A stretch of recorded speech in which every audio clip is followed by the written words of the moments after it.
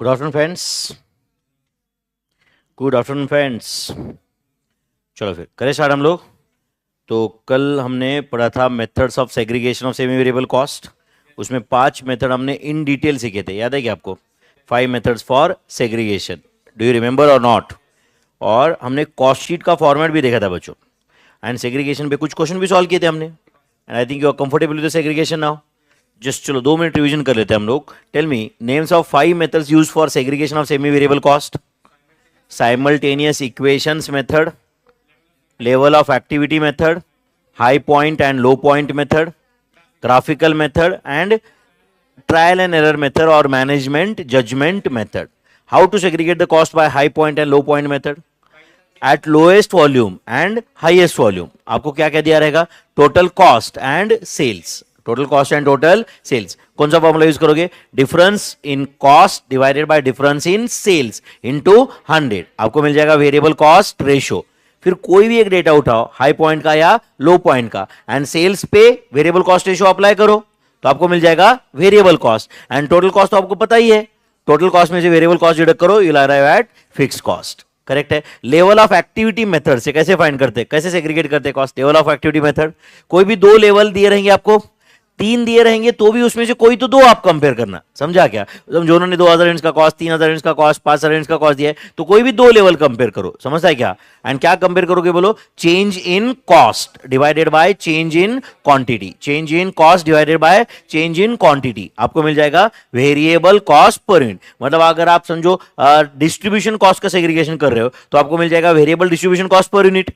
अगर आप maintenance cost का सेग्रीगेशन कर रहे हो तो variable maintenance cost per unit. फिर कोई भी एक डेटा सेलेक्ट करो जो भी आपने किया हुआ है उसमें से, एंड टोटल कॉस्ट में से टोटल वेरिएबल कॉस्ट डिडक्ट करो। आपको नंबर ऑफ यूनिट्स प्रोड्यूस्ड है into variable cost per unit पता है, तो टोटल वेरिएबल कॉस्ट मिल जाएगा। टोटल कॉस्ट में से टोटल वेरिएबल कॉस्ट डिडक्ट करो, you will get fix cost. You will get fix cost. बाकी ग्राफिकल मेथड आपको पता है ही, साइमल्टेनियस इक्वेशन मेथड आपको पता है ही। Do you remember format of cost sheet? एक बार चलो मुझे अच्छे से बताओ फॉर्मेट ऑफ कॉस्ट शीट, बिना कहीं देखे बच्चों। जो लोग ऑनलाइन अटेंड कर रहे हैं वो भी बिना कहीं देखे आप मुझे फॉर्मेट ऑफ कॉस्ट शीट पहले बताएंगे। हाँ चलो बोलो। Opening stock of raw material plus purchase and purchase expenditure. हाँ बोलो। मतलब कैरिज इनवर्ड्स वगैरह सब आ गया है बच्चों उसमें। Purchase octroi everything has come purchase expenditure में। GST if ITC is not available. समझ रहा है? आईटीसी मतलब input tax credit is not available, वो भी ऐड होगा उसमें। चलो पहले से बताओ। Opening stock of raw material plus purchase and purchase expenditure less sale of raw material scrap less purchase returns less closing stock of raw material is equal to raw material consume. याद आ रहा है? Plus direct labour plus direct expenses is equal to prime cost plus factory overheads is equal to gross factory cost plus opening WIP minus closing WIP is equal to net factory cost. Then add administration overheads related to production, quality control cost, research and development cost, primary packing less credit for recoveries is equal to cost of production plus opening stock of finish goods minus closing stock of finished goods is equal to COGS plus selling, distribution, marketing and general administration overheads. Administration नहीं, general administration overheads is equal to cost of sales, and cost of sales and sales का difference is operating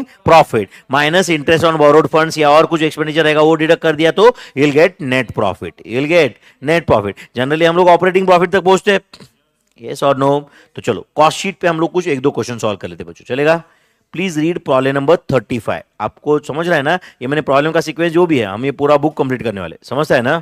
okay. Problem number 35 ऐसे समझो कि आपका ये exam question है और हम सॉल्व करेंगे, चलेगा बच्चों? चलो problem number 35। Following data relates to manufacture of a standard product during the month of April 2018। Particulars and amount दिख रहा है? दिख रहा है क्या बच्चों? ओके। क्या क्वेश्चन पूछा है? Raw material, direct wages, machine hours worked, machine hour rate, administration overheads, selling overheads, units produced 4000, units sold कितना है बोलो? 3600। तो प्रोड्यूस 4000 है, सोल्ड 3600 है। कुछ ओपनिंग स्टॉक की वगैरह बात नहीं कर रहा है ये, इसका मतलब क्लोजिंग स्टॉक 400 रहेगा। 4000 में से 3600 ही बेच दिए। सेलिंग प्राइस पर यूनिट कितना है? 125। you are required to prepare a cost sheet in respect of the above showing cost per unit and profit for the month. करेंगे बच्चों कंप्लीट? आप बताओ कैसे, क्या लिखो, क्या फॉर्मेट बनाओ? ऐसे लिख दो सीधा सीधा, cost and profit statement for the month. क्या लिख रहे बोलो? Cost and profit statement. जो भी हम लोग लिख रहे हैं बच्चों, कभी भी आपने उसका कुछ हेडिंग वगैरह लिखना चाहिए. अगर आप रेगुलर बैच का नोट्स देखोगे तो पूरे बैच में हमने 1000 पेज लिखे रहेंगे, उसमें एक भी आपको टेबल ऐसा दिखाई नहीं देगा कि जहां पे मैंने कुछ लिखा है बट उसका कोई हेडिंग नहीं है. Cost and profit statement for the month, particulars, and 2 column बनाएंगे. पहला अमाउंट, ब्रैकेट में लिखता हूं पर यूनिट, चलेगा क्या? चलेगा क्या? एंड ऑब्वियसली लास्ट वाला नेक्स्ट अमाउंट, चलेगा क्या?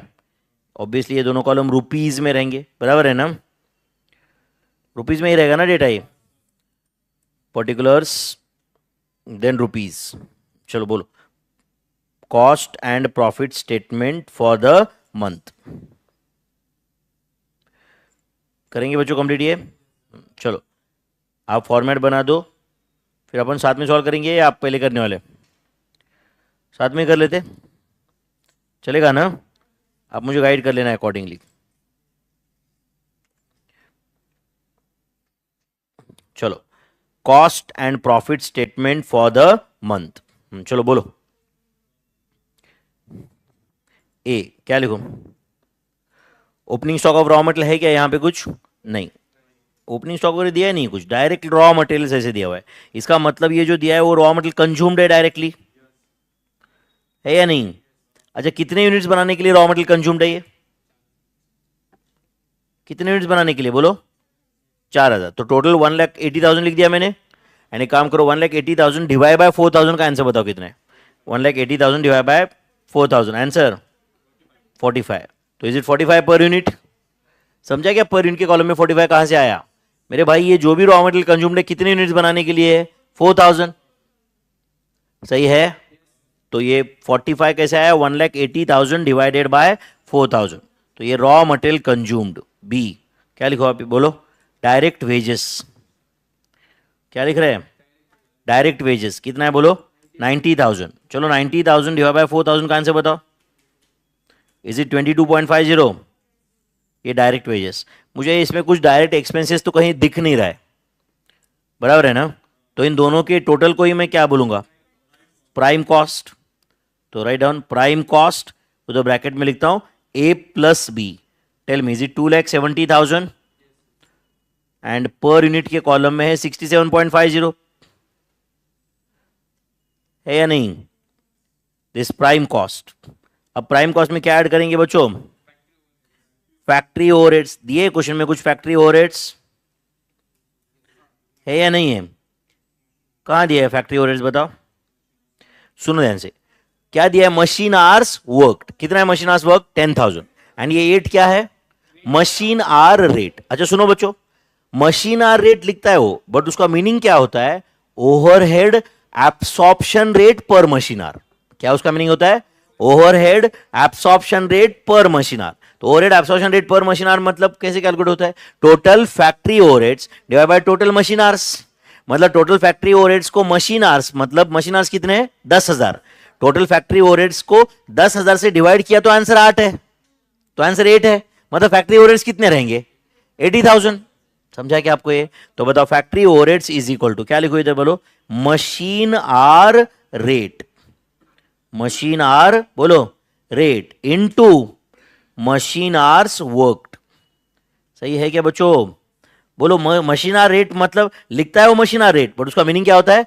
ओवरहेड एब्सॉर्प्शन रेट पर मशीन आवर. कितना है ओवरहेड एब्सॉर्प्शन रेट पर machine our? 8 into machine hours work कितना है? 10,000. तो आंसर इज 80,000. Answer is 80,000. तो चलो अमाउंट में 80,000 लिख देता हूं. एंड 80,000 डिवाइड बाय 4,000 का आंसर कितना है बोलो? 20. तो ये पर यूनिट 20 हुआ क्या बताओ बच्चों? समझा क्या? अच्छा ये फॉर्मूला कैसे है समझा ना?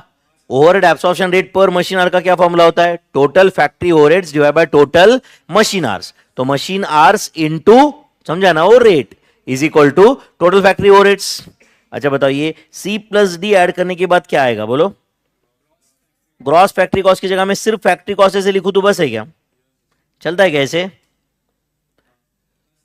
चलता है, क्योंकि ओपनिंग डब्ल्यूआईपी क्लोजिंग डब्ल्यूआईपी ऐसा कोई सीन है ही नहीं, तो ठीक है ना, कहां ग्रॉस नेट के चक्कर में जा रहे हो, बराबर है ना? It's a factory cost C plus D. Tell me the answer is 3,50,000 per unit. It is 87.50. अच्छा, यहां पे ओपनिंग डब्ल्यूआईपी क्लोजिंग डब्ल्यूआईपी कुछ होता बच्चों तो मैं gross factory cost net factory cost वो भी लिखता है अलग अलग. This as good as net factory cost now. Yes और नो? अब बताओ क्या ऐड करूं इसमें बोलो? Administration overheads. सुनो ध्यान से बच्चों, आपको थोड़ा सा यहां पे एजम्पशन पे जाना पड़ेगा. उन्होंने सिर्फ एडमिनिस्ट्रेशन ओवरहेड्स बोला है. अब ये जनरल है या रिलेटेड टू प्रोडक्शन है ये बोला ही नहीं उन्होंने, तो क्या करें?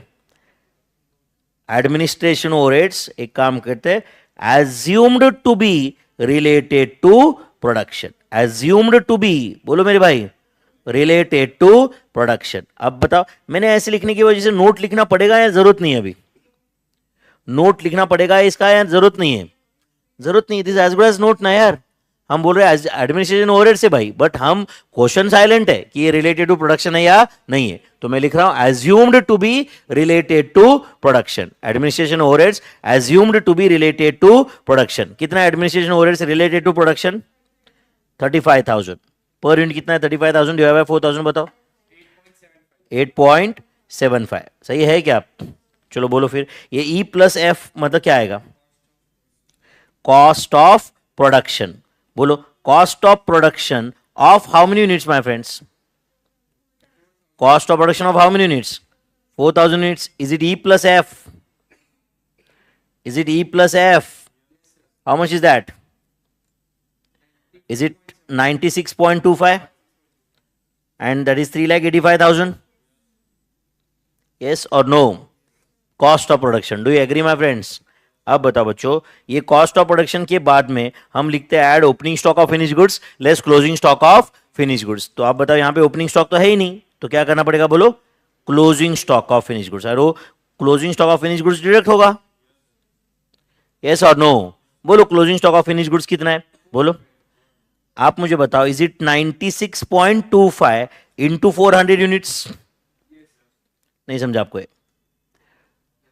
या तो ऐसे करो 3,85,000 डिवाइडेड बाय 4,000 इंटू 400. तो 3,85,000 डिवाइड बाय 4,000 का आंसर ही 96.25 है ना, इंटू 400. यस और नो? तो ऑब्वियसली ये पर यूनिट 96.25 ही है बच्चों, समझा ना? बट इसका इंटू 400 करने के बाद क्या आएगा? 38,500. तो ये 38,500 के गुड्स जो है ये प्रोड्यूस हो गए बट बेचे नहीं. Do you agree? उसके बाद आए क्या आएगा बताओ? इसके बाद बोलो क्या आएगा? COGS. क्या आएगा बच्चों? COGS. तो बोलो COGS कितना है, तुम ही बता दो. लिख रहे हो क्या आप खुद?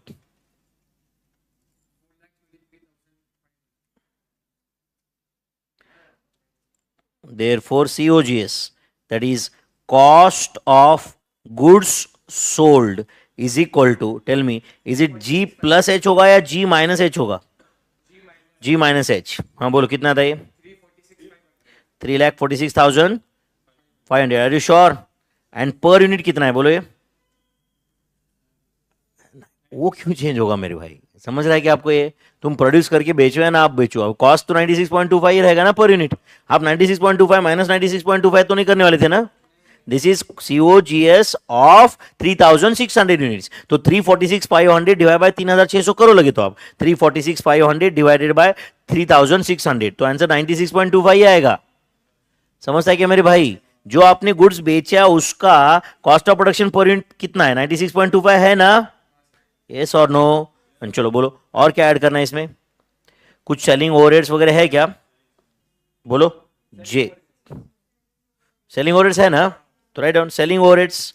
कुछ जनरल एडमिनिस्ट्रेशन, डिस्ट्रीब्यूशन, मार्केटिंग ऐसा कुछ है क्या? नहीं है. होता तो यहां पे ऐड कर लेता मैं. Selling overheads 5 rupees per unit, तो यहां पे पर यूनिट में लिखो 5 एंड सामने क्या लिखोगे बोलो? 5 इंटू 3,600. 5 इंटू 3,600 या 4,000? Is it 18,000 my friends? Yes और नो? तो सेलिंग ओवरहेड्स ऐड करने के बाद जो आएगा उसको हम क्या बोलेंगे? Cost of sales. क्या आएगा ये बोलो, cost of sales. Cost of sales is it I plus J, तो इज इट 101.25, कितना था, 3,64,500, 364,500 is cost of sales. Do you agree my friends? चलो कॉस्ट ऑफ सेल्स तक पहुंच गए हम लोग, उसके बाद क्या करेंगे, कॉस्ट ऑफ सेल्स के बाद में बोलो सेल्स, बोलो सेल्स कितना आएगा, कॉस्ट ऑफ सेल्स के बाद में सेल्स, बोलो कितना लिखा है सेल्स, 125 पर यूनिट है ना बच्चों, तो tell me is it rupees 125 into 3,600 units, तो यहां पे मैं पर यूनिट के कॉलम में 125 लिख रहा हूं, तो 125 इंटू 3,600 कितना था, 4,50,000 units, sorry 4,50,000 rupees. And M अगर चाहो तो we can get operating profit, yes और no, I can get operating profit for the month, I can get operating profit for the month. तो आप ही बताओ मुझे operating profit for the month कितना है, बोलो मेरे भाई, 85,500, एंड पर यूनिट कितना है वो भी तुम बताओ, 85,500 डिवाइड बाय 3,600 करोगे तो आंसर मिल जाएगा, कितना, 23.75 is operating profit per unit, है क्या 23.75, समझा क्या मेरे भाई? ओके, अब मेरा एक क्वेश्चन है, आप सोच के आंसर देना बच्चों, ये हो चुका है, तो ये 5-7 मार्क का जो भी कुछ क्वेश्चन आएगा अपन ये सॉल्व कर पाए कि नहीं, आप बताओ। अब मैं एक क्वेश्चन पूछ रहा हूं, आप आंसर दोगे क्या बच्चों सोच के?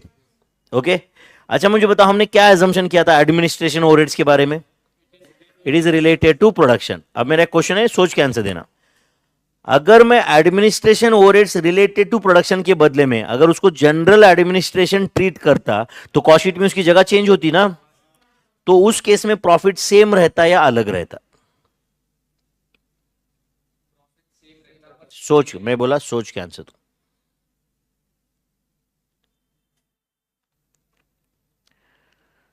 क्वेश्चन समझा मेरा? एक बार सुनो, वापस क्वेश्चन सुनो। हमने एडमिनिस्ट्रेशन ओवरहेड्स को एज्यूम किया कि it is related to production, but अगर वो administration overheads related to production की जगह जनरल एडमिनिस्ट्रेशन होता तो प्रॉफिट सेम होता या अलग होता?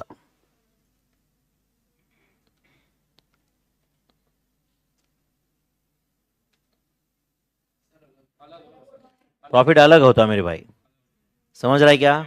आप पहले बोल रहे कि वो जो आप कैजुअल थे, समझा क्या आपको? मेरे भाई सुनो एक मिनट, अब एडमिनिस्ट्रेशन ओवरहेड्स वो रिलेटेड टू प्रोडक्शन नहीं होता तो आप बताओ जो फैक्ट्री कॉस्ट है तुम्हारा वही कॉस्ट ऑफ प्रोडक्शन होता? नहीं समझा आपको? तो तुम्हारा क्लोजिंग स्टॉक का वैल्यूएशन जो होता ना बच्चों वो 87.50 इंटू 400 होता।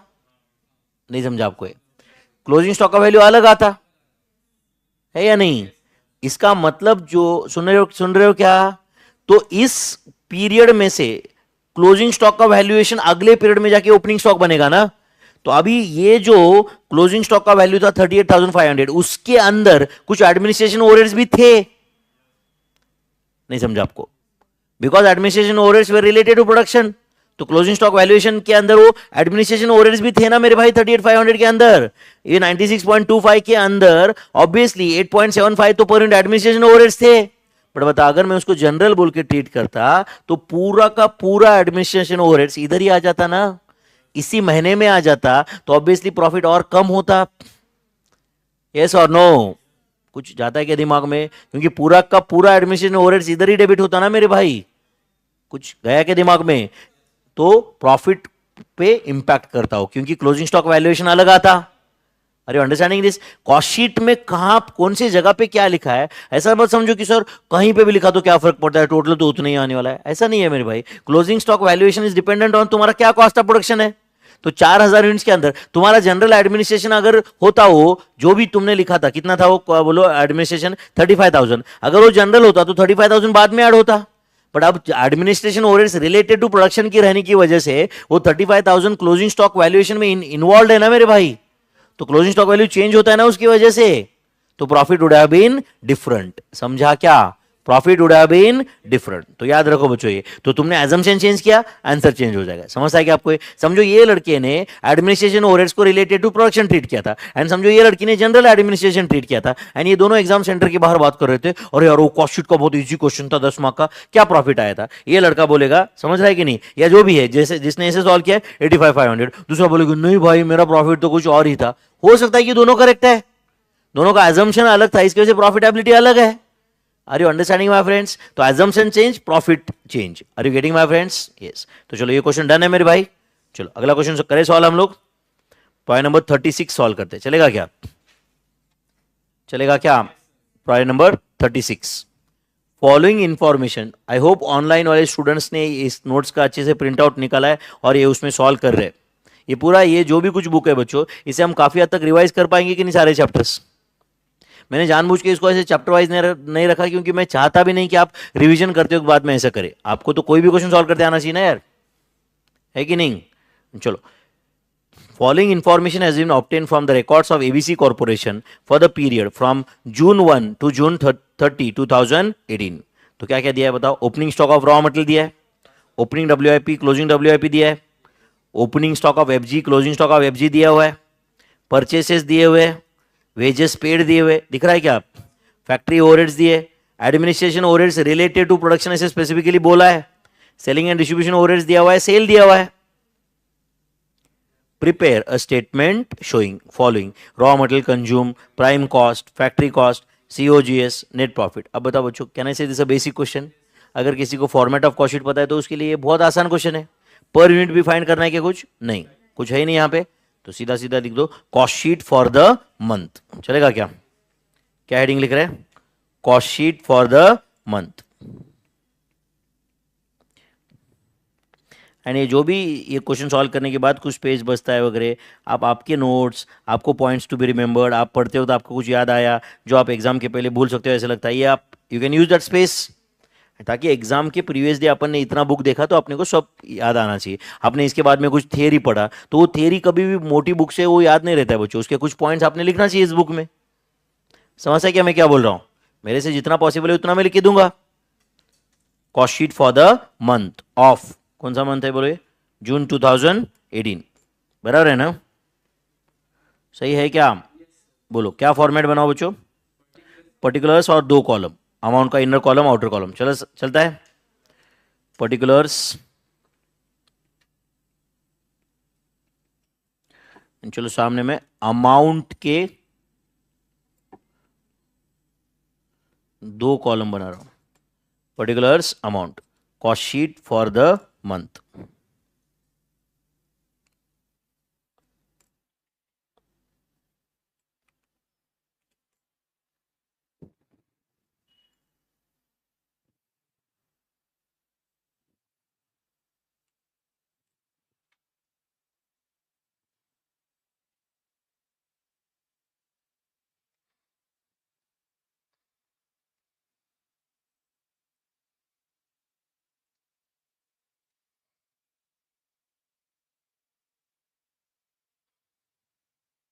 यस, बोलो मेरे भाई, करना है सवाल अपने को ये?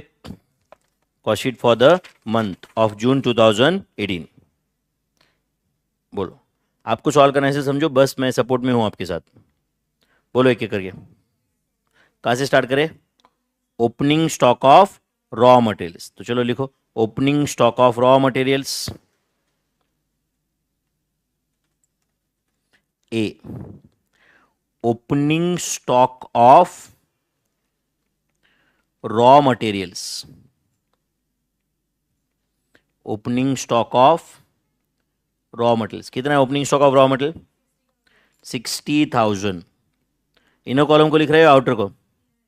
इनर कॉलम को, प्लस बोलो purchase of raw material during June 2018, purchases of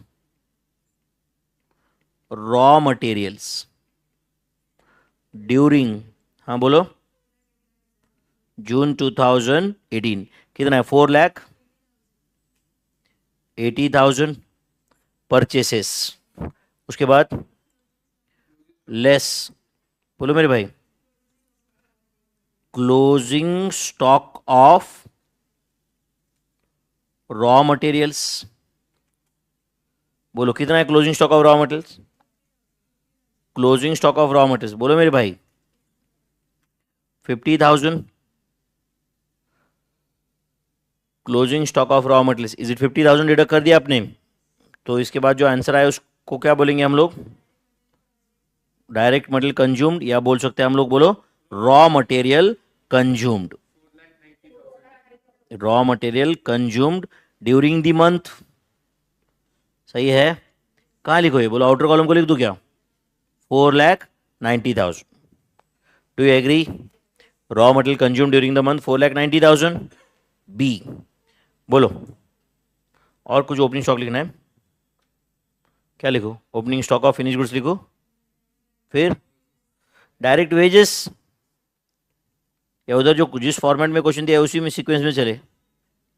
direct wages कितना? Direct wages 2,40,000। तो यहां पे डायरेक्ट एक्सपेंसेस वगैरह ऐसे कुछ दिख नहीं रहा है, तो इन दोनों का टोटल को ही हम क्या बोलेंगे? Prime cost. तो prime cost is it A plus B? कितना आता है बताओ? 7,30,000 is a prime cost. 7,30,000 is the prime cost. अच्छा, प्राइम कॉस्ट के बाद में क्या ऐड करेंगे इसमें? बोलो फैक्ट्री ओवरहेड्स। प्राइम कॉस्ट, उसके बाद फैक्ट्री ओवरहेड्स। बोलो कितना है फैक्ट्री ओवरहेड्स? 1 लाख। तो ये फैक्ट्री ओवरहेड्स ऐड करने के बाद में जो आएगा इसको हम क्या बोलेंगे? Gross factory cost. Gross factory cost बोलो या डायरेक्ट फैक्ट्री कॉस्ट बोलो? ग्रॉस फैक्ट्री कॉस्ट बोलना पड़ेगा क्योंकि ओपनिंग डब्ल्यूआईपी क्लोजिंग डब्ल्यूआईपी है। तो tell me is it C plus D? And answer is 8,30,000। C plus D is it 8,30,000? उसके बाद में एफ क्या ऐड करो? बोलो add opening WIP. Add opening WIP less closing WIP. तो बोलो ओपनिंग डब्ल्यूआईपी कितना है? 12,000। Closing WIP 15,000। तो लेस 15,000। आउटर कॉलम को लेता हूं मैं -3,000। चलता है कैसे? तो ये E प्लस एफ मतलब क्या आएगा? Net factory cost. E plus F लिखूं या E माइनस एफ लिखूं? E प्लस एफ लिखूं या E माइनस एफ लिखूं? लिखते हो तो प्लस ही लिखेंगे मेरे भाई, वो भले ही वो नंबर नेगेटिव है, बराबर है कि नहीं? मतलब 8,30,000 प्लस -3,000 ऐसे हुआ ना ये? 8,30,000 प्लस -3,000 इज इट 8,27,000? ये हुआ नेट फैक्ट्री कॉस्ट। अब क्या ऐड करना है? बोलो administration overheads related to production. इतना ही ऐड होता है इसमें या और कुछ होता है बच्चों? और क्या क्या है? लाइक प्राइमरी पैकिंग होता तो इधर ही आता, quality control cost, research and development cost होता तो भी इधर ही आता। आता कि नहीं? तो administration overheads related to production. बोलो कितना administration overheads related to production? Is it 50,000? तो ये administration overheads related to production add कर दिए। तो अब जो आया उसको हम क्या बोलेंगे? कॉस्ट ऑफ प्रोडक्शन बोलोगे या कॉस्ट ऑफ गुड सोल्ड बोलेंगे? Cost of production G plus H। Tell me 8,77,000 is cost of production. सही है बच्चों। चलो कॉस्ट ऑफ प्रोडक्शन तक पहुंच गए हम लोग। अभी आगे क्या करेंगे? बोलो add opening stock of finish goods less closing stock of finish goods. बराबर ना बच्चों? तो चलो मैं लिख रहा हूं यहां पे J. Add opening stock of finish goods less closing stock of finish goods. कितना है opening stock of finish goods? बोलो 90,000। Closing stock 1,10,000। तो आउटर कॉलम को क्या आ जाएगा? -20,000। आउटर कॉलम को -20,000 जाएगा। तो के क्या लिखो? बोलो कॉस्ट ऑफ गुड्स सोल्ड। क्या रहेगा बोलो, कॉस्ट ऑफ गुड्स सोल्ड. तो tell me, is it I plus J my friends? Yes और नो? कितना आता है बोलो, 8,57,000. एंड आप बोलो कुछ जनरल एडमिनिस्ट्रेशन, कुछ ऐसा कुछ है क्या? क्या है बोलो, selling and distribution overheads. Selling and distribution overheads. बोलो कितना है सेलिंग एंड डिस्ट्रीब्यूशन ओवरहेड्स? कितना? 25,000. तो selling and distribution overheads add करने के बाद जो आएगा उसको क्या बोलेंगे हम लोग, बोलो, cost of sales. Cost of sales, is it K plus L? Tell me, is it 8,82,000 cost of sales? N sales. Sales दिया है क्या बच्चों आपको? कितना है सेल्स? 10 lakhs. एंड वैसे अब इसके बाद में हमने ऑपरेटिंग प्रॉफिट ऐसा वर्ड यूज करना चाहिए, बट उन्होंने नेट प्रॉफिट बोला है तो इसलिए मैं लिख लेता हूं. वैसे भी कुछ इंटरेस्ट वगैरह तो इसमें है ही नहीं. नेट प्रॉफिट चलेगा क्या बच्चों? N minus M. Tell me whether answer is 1,18,000 is the net profit. 1,18,000 is the net profit. Clear my friends? 1,18,000 is the net profit. तो comfortable with the format of cost sheet. अब क्या करेंगे, ज़्यादा ज़्यादा institute और कुछ इसको लेंदी करेंगे, बहुत सारे आइटम्स देंगे उसमें. समझता है क्या आपको ये? तो भी अपने को सॉल्व करते तो आना चाहिए ना यार. एंड ज़्यादा से ज़्यादा क्या होगा, कभी बहुत लेंदी रहा तो एक आधा आइटम आपको लग रहा है कि अरे अरे फैक्ट्री ओवरहेड्स में लो या सेलिंग एंड डिस्ट्रीब्यूशन ओवरहेड्स में लो या किस में कुछ कंफ्यूजन है तो ये आप एजम्पशन कर दो मेरे भाई. अगर क्योंकि कंफ्यूजन है, अगर आपको, बट अगर समझो लिखा है सेल्समैन कमीशन, आपको कंफ्यूजन होगा कि सेल्समैन कमीशन मैं फैक्ट्री ओवरहेड्स में डाल दूं क्या? सेल्समैन कमीशन कहां जाना चाहिए? Selling and distribution overheads. Yes और नो? समझो उन्होंने बोला कि भाई maintenance manager salary, maintenance manager salary कहां जाना चाहिए? Factory overheads. Factory supervisor salary कहां जाना चाहिए? Factory overheads. समझता है कि आपको ये? समझो उन्होंने बोला कि क्लरिकल सैलरी, तो कहां जाना चाहिए? क्लर्क का सैलरी. Administration overheads. अरे क्लर्क का सैलरी भाई, एडमिनिस्ट्रेशन ओवरहेड्स. अब मुझे बताओ, ये तो आपको इतना तो दिमाग लगाना पड़ेगा ना यार, कौन सा आइटम एग्जैक्टली कौन से हेड के अंडर जाएगा. यस और नो? चलो फिर ये समझा आपको ये. तो this is format of cost sheet, हमने और एक बार यूज कर लिया. चलो और एक क्वेश्चन अपने पास कॉस्ट शीट का, वो भी सॉल्व करेंगे. चलेगा बच्चों? चलो please read problem number 37. Problem number 37. ऐसा क्वेश्चन आजकल इंस्टीट्यूट को बहुत पसंद है, ये रिवर्स वर्किंग वाला. ओके, देखेंगे क्या, सॉल्व करेंगे बच्चों? अब यहाँ तो मैं आपको हिंट दे रहा हूँ कि भाई ऐसा है, बट एग्जाम में रिवर्स वर्किंग वाला क्वेश्चन है, ये समझने के लिए भी क्वेश्चन पढ़ना पड़ता है ठीक से. हाँ चलो. The books of others manufacturing company present the following data for the month of April 2019. Direct labor cost is how much? बोलो, 17,500, which is 175% of works overheads. Works overheads मतलब कौन से overheads? Factory overheads. Very good. Cost of goods sold excluding administration overheads. मतलब obviously administration कौन सा है? General है. तो जनरल छोड़ के पहले जो आता है वो COGS ही आता है ना. वो COGS कितना है बोलो? 56,000. Inventory account showed the following opening and closing balance. तो रॉ मटेरियल का ओपनिंग स्टॉक क्लोजिंग स्टॉक दिया है, फिनिश गुड्स का ओपनिंग स्टॉक क्लोजिंग स्टॉक दिया हुआ है, WIP का ओपनिंग स्टॉक क्लोजिंग स्टॉक दिया हुआ है. Other data are selling expenses दिए हुए, जनरल एंड एडमिनिस्ट्रेशन एक्सपेंसेस दिए हुए, एंड सेल्स भी दिए हुए. दिख रहा है क्या बच्चों? You are required to compute the value of material purchased. Value of बोलो material purchase and prepare a cost statement showing the various elements of cost and also the profit earned. तो ये स्टेटमेंट तो हम बाद में बनाएंगे. पहला question क्या पूछा है उन्होंने?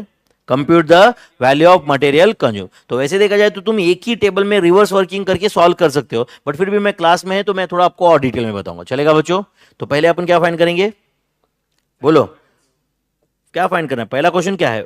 Material consume, value of material consume. तो एक काम करो, चलो लिखो पहला, कैलकुलेशन ऑफ बोलो मेरे भाई, वैल्यू ऑफ मटेरियल परचेस्ड. क्या लिख रहे? कैलकुलेशन ऑफ, बोलो मेरे भाई, वैल्यू ऑफ मटेरियल परचेस्ड. क्या ड्यूरिंग द मंथ है क्या? Value of material purchased during the month. Calculation of value of material purchased during the month.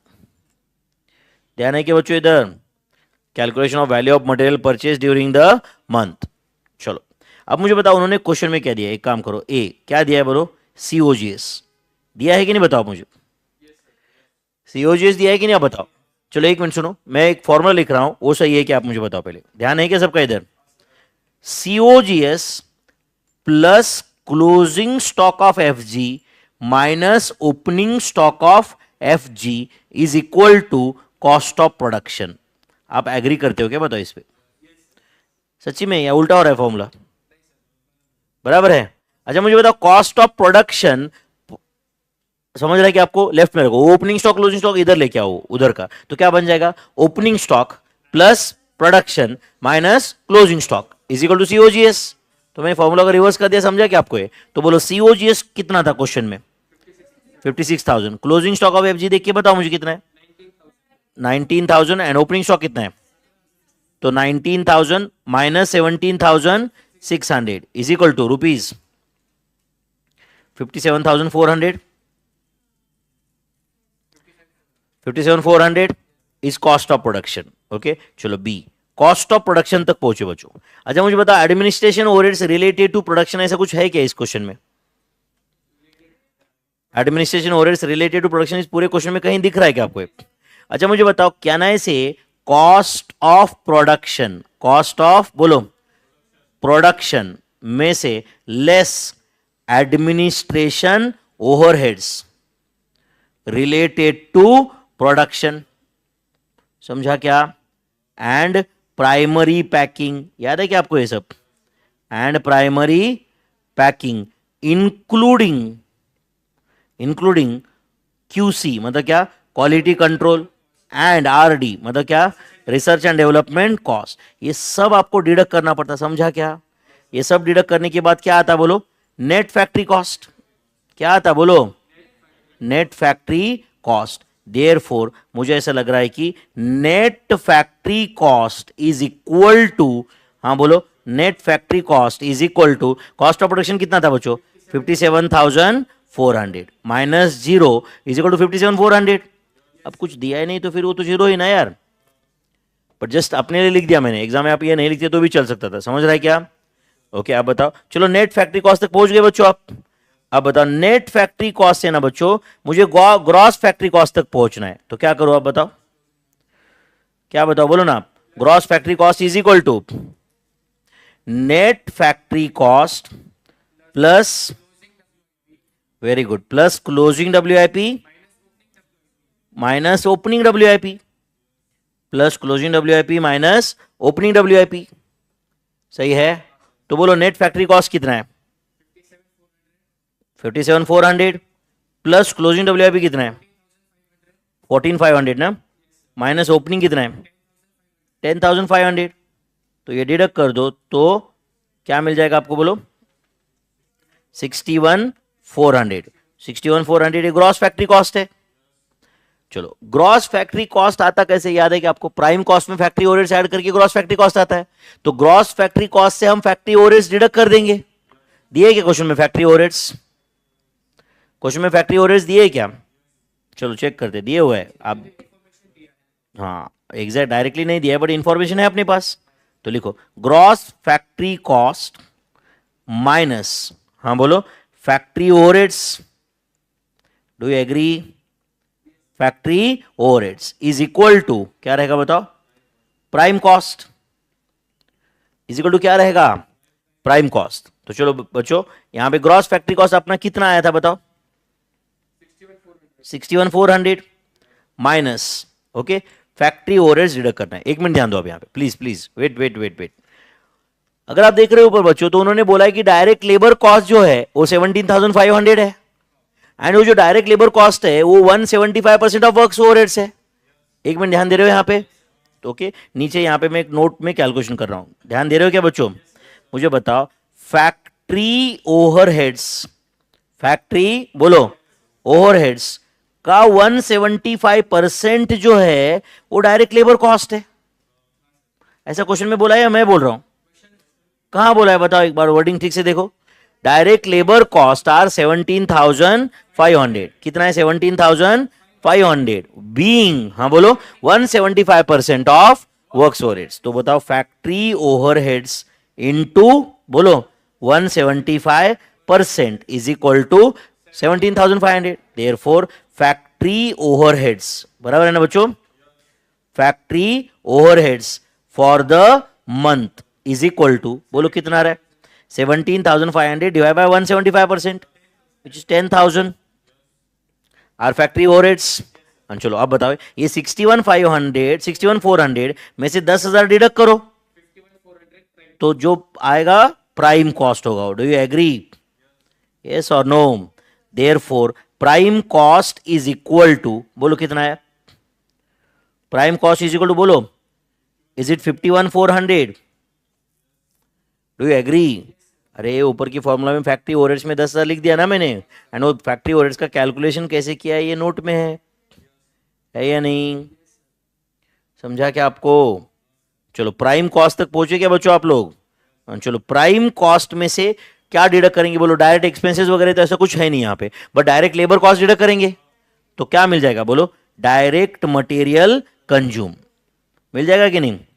तो बोलो direct material consumed is equal to, हाँ बोलो direct material consumed is equal to prime cost minus direct labour cost minus direct expenses करना चाहिए, but direct expenses तो है ही नहीं क्वेश्चन में.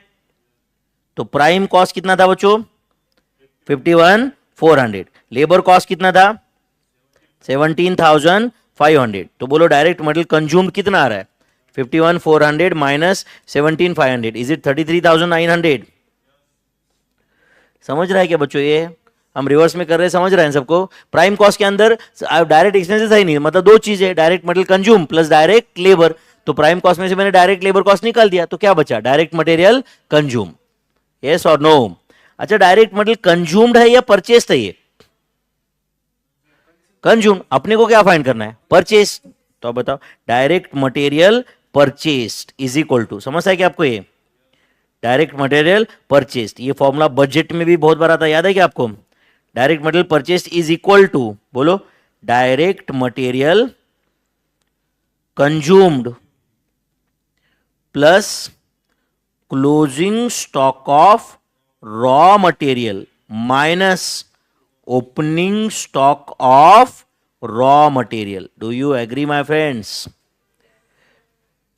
अरे opening stock plus consumed plus purchased minus closing stock is equal to consumed. मैंने सिर्फ साइड चेंज किया ना उसमें. तो बोलो कंज्यूम्ड कितना आया था? बोलो 33,900 plus closing stock of raw material कितना था? 10,600 माइनस ओपनिंग स्टॉक कितना था? 8,000. तो आंसर दो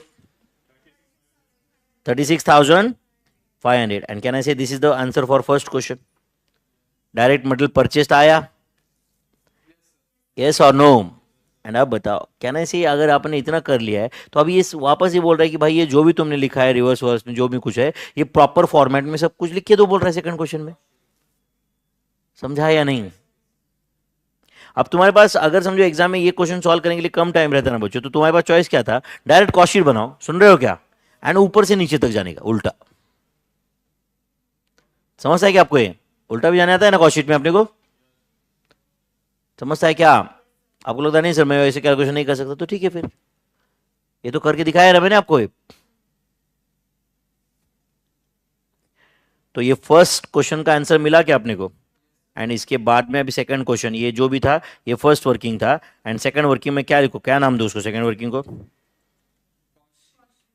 cost sheet for the month या cost statement for the month, ऐसा हेडिंग दे सकते हैं सेकंड वाले को. Cost statement for the month.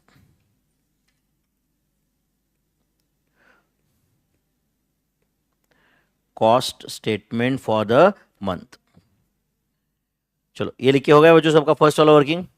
चलो cost sheet for the month, cost statement for the month, format बना दो, अपन सब लोग साथ में सॉल्व करते हैं. चलेगा बच्चों?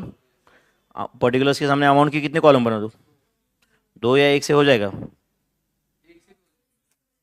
हो जाएगा एक से भी, बट ठीक है आपको जैसे करना है करो, मुझे मेरा कोई ऑब्जेक्शन नहीं उसमें. ठीक है चलेगा? Cost statement for the month. चलो मैं एक ही कॉलम बना रहा हूं, पर्टिकुलर्स एंड अमाउंट. चलता है क्या? या आप बोलोगे नहीं से 2 बनाओ तो वैसे भी चल सकता है। पर्टिकुलर चलो 2 कॉलम बना दिए मेरे भाई। अमाउंट चलेगा बच्चों। कहाँ से स्टार्ट करें? ओपनिंग स्टॉक या डायरेक्ट मटेरियल कंज्यूम लिखो, डायरेक्ट लिखेंगे ना, लेकिन पूरा सब कुछ दिया हुआ है तो उनके एक्सपेक्टेशन से हमसे हो, समझ रहा है कि आपको? A opening stock of raw material, opening stock of raw material plus बोलो purchases, plus purchases less closing stock of raw material. और कुछ परचेज एक्सपेंडिचर वगैरह था क्या इधर? नहीं। Opening stock of raw material plus purchase less closing stock of raw material is equal to क्या आएगा बोलो? रॉ मटेरियल कंज्यूम्ड या direct material consume. Do you agree my friends? Raw material consume. फिर उसके बाद में बी डायरेक्ट लेबर ऐड होगा, बराबर ना बच्चों? क्या ऐड होगा बोलो? Direct labour. तो डायरेक्ट लेबर ऐड होने के बाद में जो ये प्लस बी आता है उसको हम क्या बोलते हैं? Prime cost. सही है। डी बोलो फैक्ट्री ओवरहेड्स। प्राइम कॉस्ट में अपन फैक्ट्री ओवरहेड्स ऐड करेंगे तो क्या मिल जाता है? Gross factory cost. मिलता है कि नहीं बच्चों? तो प्राइम कॉस्ट मतलब ऑब्वियसली ए प्लस बी है, ग्रॉस फैक्ट्री कॉस्ट मतलब सी प्लस डी है। Do you agree? एफ बोलो add opening W I P. Add क्या बोलो? Opening W I P less closing W I P. तो add opening W I P less closing W I P. ऐसे करने के बाद जो आता है उसको क्या बोलेंगे हम लोग? अच्छा सुनो, मैं ऐसे यहां पे बोल रहा हूं डायरेक्ट कॉस्ट ऑफ प्रोडक्शन। चलता है क्या ऐसे? इस क्वेश्चन में चलता है बच्चों। क्यों? क्योंकि कोई quality control cost, research and development cost, administration overhead से रिलेटेड टू प्रोडक्शन है ही नहीं। Do you agree? तो tell me is it E plus F? उसके बाद में क्या आएगा बताओ? एड, जल्दी बताओ। Opening stock of F G less closing stock of F G. इसे एक आउटर कॉलम को नंबर जाएगा, बराबर है ना? एंड उसके बाद जो आएगा उसको क्या बोलते हैं हम लोग? सीओजीएस। तो tell me is it G plus H? सही है क्या मेरे भाई? सीओजीएस। उसके बाद में क्या ऐड करते हैं हम लोग बोलो? सीओजीएस के बाद सेलिंग एक्सपेंसेस, सेलिंग एक्सपेंसेस और क्या है बताओ? General administration expenses. Selling expenses, general administration expenses, इन दोनों का टोटल आउटर कॉलम को ले लिया समझो, ये छोड़ के और कुछ तो है नहीं यहाँ पे। यस और नो? तो जो आएगा उसको क्या बोलेंगे हम लोग? Cost of sales. Cost of sales मतलब आई प्लस जे रहेगा क्या? आई प्लस जे रहेगा क्या?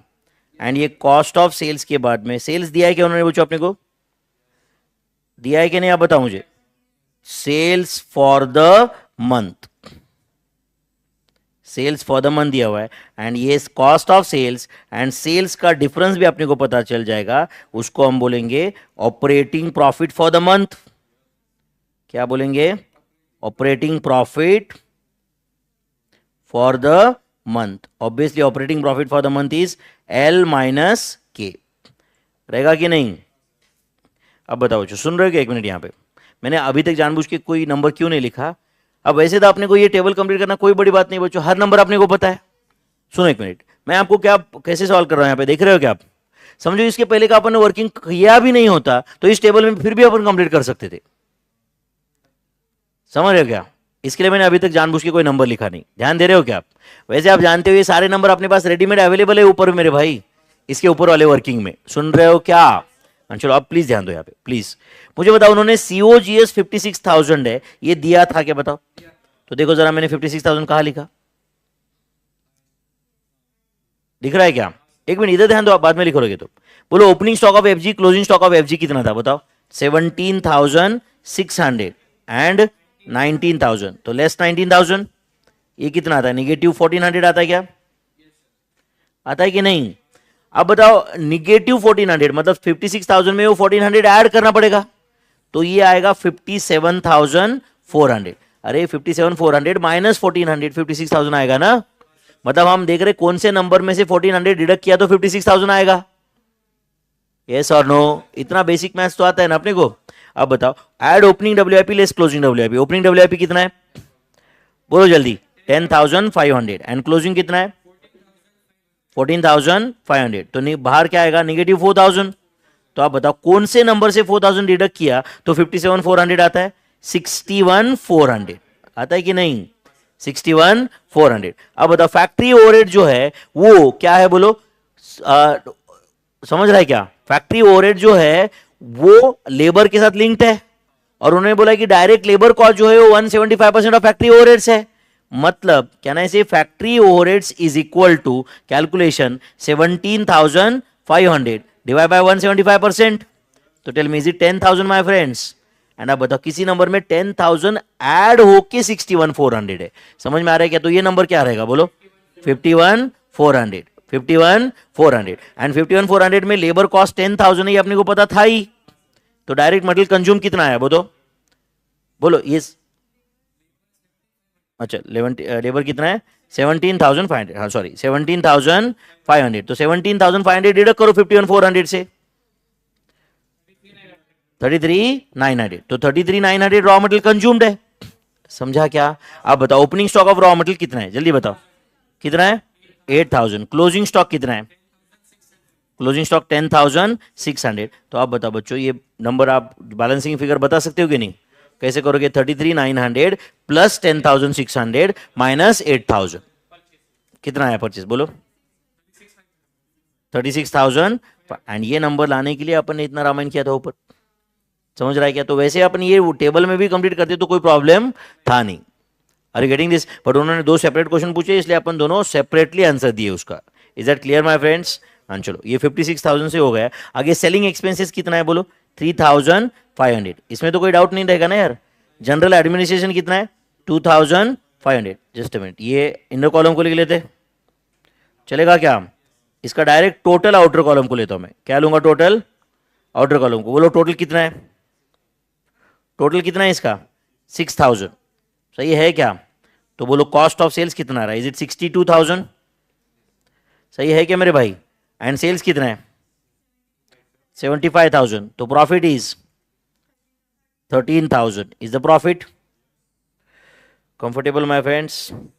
13,000 is the profit for the month. Operating profit for the month is rupees 13,000.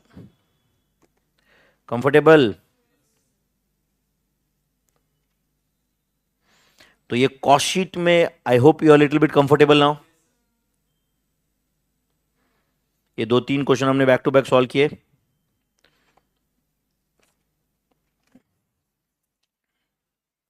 Primary packing expenditure रहा तो कहां पे आता है, क्यों आता है? याद है सब ये? पक्का? yes. चलो, तो ये कॉस्ट शीट का हमने डिस्कशन कंप्लीट किया। अब हम डिस्कशन में जाएंगे रिलेटेड टू मटेरियल्स। कौन सा? मटेरियल्स। तो अभी तक अपन ने थोड़ा बेसिक सीखा है, कंप्लीट याद है आपको ये? उसके बाद में अपन ने क्या कंप्लीट किए? कॉस्ट शीट रिलेटेड कुछ क्वेश्चंस। अब फर्स्ट चैप्टर में से और भी कुछ थ्योरी क्वेश्चंस है जो मैं लूंगा, डोंट वरी अबाउट इट। समझ रहा है क्या? लगे तो ये मटेरियल के जाने के लिए पहले मैं और कुछ क्वेश्चंस, थ्योरी क्वेश्चन आपको ले लेता हूँ यहाँ पे, जो एमसीक्यू के एंगल से भी थोड़ा इंपॉर्टेंट रहेंगे। ये होगा क्या पहले बताओ मुझे सब? मैं वेट करूँ? हाँ, ये लिख के लो। कुछ अपन थियरी क्वेश्चन सीखेंगे, उसके बाद में विल स्टडी मटेरियल्स। चलेगा?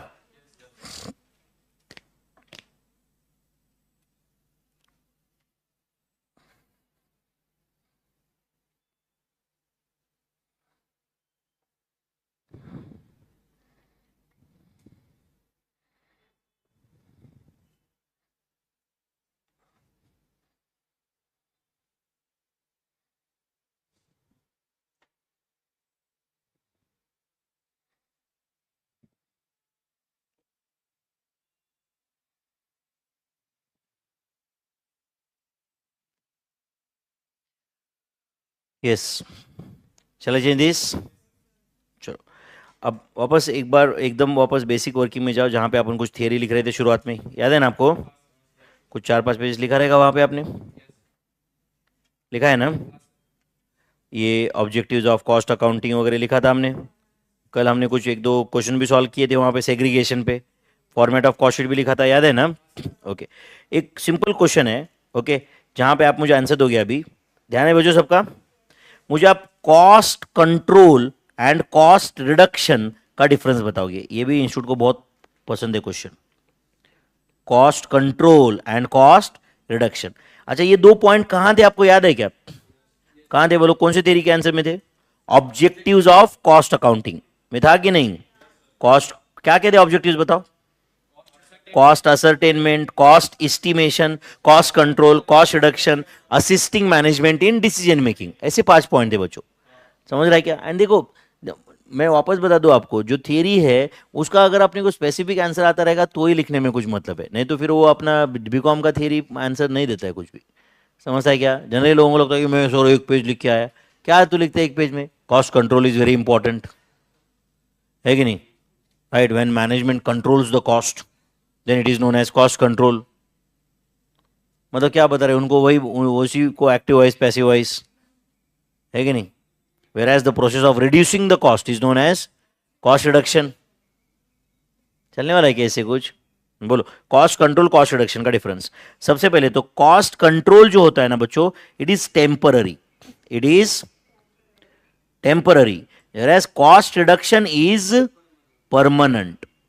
कॉस्ट रिडक्शन इज बोलो परमानेंट, और इसको कंटिन्यूअस ऐसा भी बोला जाता है। क्या बोला जाता है? कंटिन्यूअस, चलता ही रहता है वो cost reduction programme. But cost control programme comes to an end. Cost control programme has visible end, उसको एक विजिबल एंड रहता है। There is no visible end, there is no बोलो visible end for a cost reduction programme. समझ रहा है क्या? Comes to an and, मतलब ये कॉस्ट कंट्रोल प्रोग्राम एंड में आता है when target cost is achieved। Target cost is, अगर समझो आपका कॉस्ट 100 रुपए है, आपको लगता है कि नहीं भाई 100 रुपए नहीं होना चाहिए, इसका कॉस्ट 80 रुपए ही होना चाहिए, तो ठीक है आपने कुछ कर लिया, कुछ कंट्रोल कॉस्ट कर लिया, समझता है कि आपको ये कुछ डिसीजंस ले लिए, उसके बाद में वो कॉस्ट अभी 80 रुपए पे आ चुका है, तो ठीक है ना भाई 80 रुपए पे आ गया, target is achieved, program has come to an end।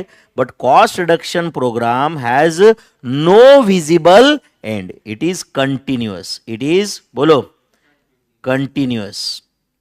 समझ रहा है क्या? as it is based on belief, it is based on belief that there is unending scope for, हाँ बोलो, फर्दर रिडक्शन। समझता है कि आपको ये बोलता है ठीक है भाई 10 रुपए का 8 रुपए हुआ, बट 8 का अभी और 7 नहीं हो सकता, ये किसने बोला? और टेक्नोलॉजी इन्वेंट हो सकती है, नए नए मेथड्स आ सकते हैं प्रोडक्शन के, यस और no? It is continuous as it is based on a belief that there is unending scope for further reduction in cost, yes और नो? मतलब नो कॉस्ट इज बोलो परमानेंट, वो बोलता है कि भाई और अचीव हो सकता है। यहां पे it sets the standard, it बोलो सेट्स द स्टैंडर्ड, वो स्टैंडर्ड सेट करता है, वो अचीव करते ही ये प्रोग्राम खत्म हो जाता है। बट कॉस्ट रिडक्शन प्रोग्राम जो होता है, it challenges the standard, it challenges the बोलो स्टैंडर्ड। समझ है कि आपको ये कॉस्ट कंट्रोल जो है, इसको मेनली ऐसे बोला जाता है कि it is based on past and present, it is based on बोलो पास्ट एंड प्रेजेंट। बट जो कॉस्ट रिडक्शन है, इट इज बेस्ड ऑन बोलो प्रेजेंट एंड फ्यूचर, और भी कॉस्ट कम हो सकता है। समझता है कि आपको ये समझा? आपको ये तो आपको इतना डिफरेंस लिखते आएगा क्या बच्चों? Cost control and cost reduction का डिफरेंस लिखते आएगा क्या? पक्का? ओके, चलो आप मुझे बताओ, एक फर्स्ट चैप्टर में जो वैसे आगे भी आने वाला है ओवरहेड्स में, बट चलो ये फर्स्ट चैप्टर में लिखा है इसलिए मैं बोलता हूँ आपको, आपको एक सिंपल डिफरेंस है प्रोडक्ट, या तो एक काम करो ऐसे क्वेश्चन लिखो, समझो क्वेश्चन आया एग्जाम में, व्हाट इज कॉस्ट सेंटर? क्या क्वेश्चन आया? What is cost centre? इतना क्वेश्चन आया, तो थोड़ा डिटेल में बताना है, समझो 4 मार्क का क्वेश्चन है, तो क्या लिखेंगे इसमें आंसर बताओ? What is cost centre? वापस भाई, centre of cost, what is cost centre? Cost centre, it is a person oblique location और items of equipment. Items of क्या बोलो? इक्विपमेंट। मतलब जैसे कि समझो अ पर्सन, समझो यहां पे हम 5 टीचर्स है, तो you can say Vinod Reddy is a cost centre. समझता है क्या आपको? ये प्रशांत साड़ा is a cost centre, Amit Tated is a cost centre, ऐसे बोल सकते हो ना आप। या क्लासरूम वाइज हो सकता है, क्लासरूम 1, क्लासरूम 2, या किसी मैन्युफैक्चरिंग कंपनी में ऐसा होगा ना, cutting department, welding department, moulding department, heating department, ये कॉस्ट सेंटर्स है ना मेरे भाई। At the same time there are, let's say there is human resource department, purchase department, समझ है क्या आपको ये? Right, finance department, marketing department, okay. तो इट इज अ पर्सन, या कभी कभी लोकेशन रह सकता है, या आइटम ऑफ इक्विपमेंट्स, मतलब ये machine set 1, machine set 2, machine centre 1, machine centre 2, cutting department, moulding department, क्या है ये? अलग अलग मशीन है ना, राइट। तो it is a person, location और item of equipments for which cost can be ascertain, for which बोलो, cost can be ascertained and used for purpose of, cost can be ascertained and used for the purpose of, used for the purpose of cost control, used for the purpose of cost control. तो what is cost center बताओ एक बार वापस? it is a person, location or item of equipment for which cost may be ascertained and used for the purpose of cost control. Okay, cost centers can be divided into, can be divided into, दो type के cost centres रहते हैं, A B, personal cost centres, personal cost centres and impersonal या impersonal cost centres, impersonal cost centres. समझता है क्या आपको ये? Cost centres can be divided in 2 parts, personal cost centres and बोलो इम्पर्सनल कॉस्ट सेंटर्स। उसके बाद लिखो फॉर मैन्युफैक्चरिंग ऑर्गेनाइजेशंस, फॉर बोलो मैन्युफैक्चरिंग ऑर्गेनाइजेशंस, मैन्युफैक्चरिंग ऑर्गेनाइजेशंस के लिए, for manufacturing organisations, comma, cost centres can be divided, can be divided into, for manufacturing organizations cost centers can be divided into, okay। और वो दो type कौन से आप बताओ? चलो एक काम करते हैं, इधर मैं लिखता हूं और उसके साथ साथ में उसका डिफरेंस भी लिखेंगे, चलेगा क्या? Production cost centres and service cost centres. शायद आपको ओवरहेड्स का भी कुछ याद आता रहेगा, ये देखिए याद आता है क्या ऐसे कुछ? ऐसे production cost centres A B C, service cost centres X Y Z, फिर उसमें हम अलोकेशन, अपॉर्चनमेंट, री अपॉर्चनमेंट करते, याद है आपको? तो production cost centres, service cost centre का डिफरेंस क्या है? ये डिफरेंस भी आ सकता है एग्जाम में, तो चलो अपने को यहाँ पे डिफरेंस लिखना है, production cost centres and service cost centre का। चलो बोलो, production cost centre, service cost centre का जितना डिफरेंस याद आता है उतना बताओ। बोलो, प्रोडक्शन कॉस्ट सेंटर ट्रांसफॉर्म्स, क्या करता है ये बोलो?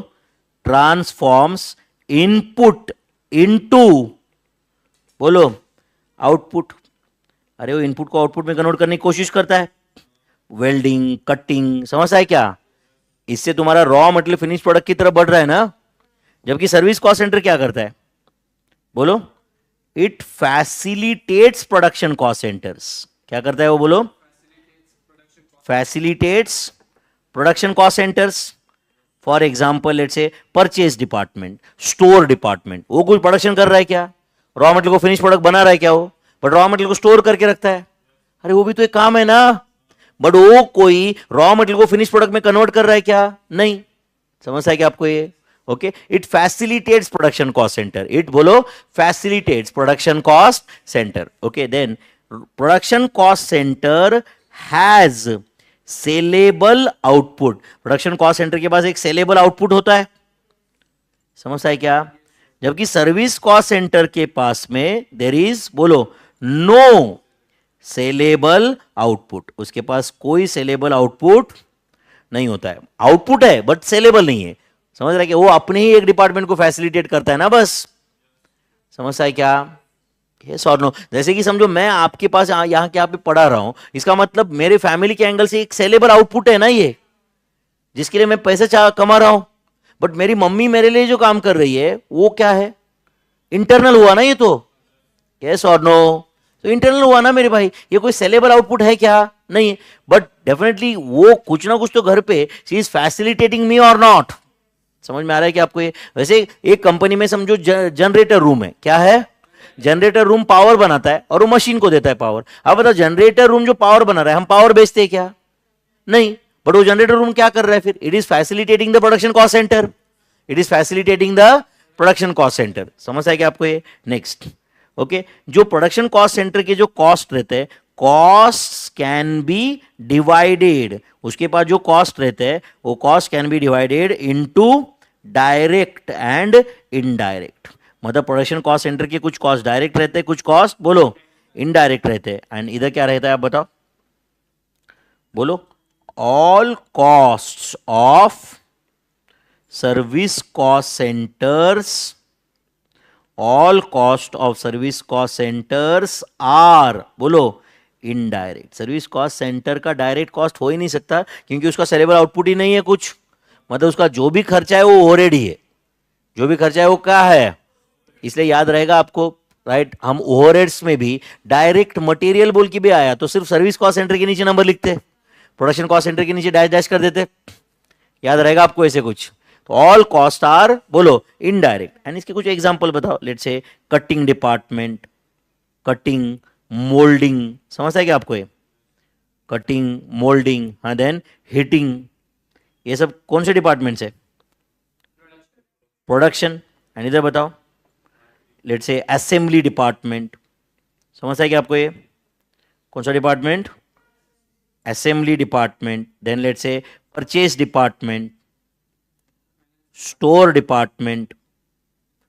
ठीक है, वो फाइनेंस मार्केटिंग हम नहीं जाएंगे क्योंकि वो समझता है ना, वो एक्चुअली फाइनेंशियल अकाउंटिंग के एंगल से देखते हैं. समझ रहा है ना?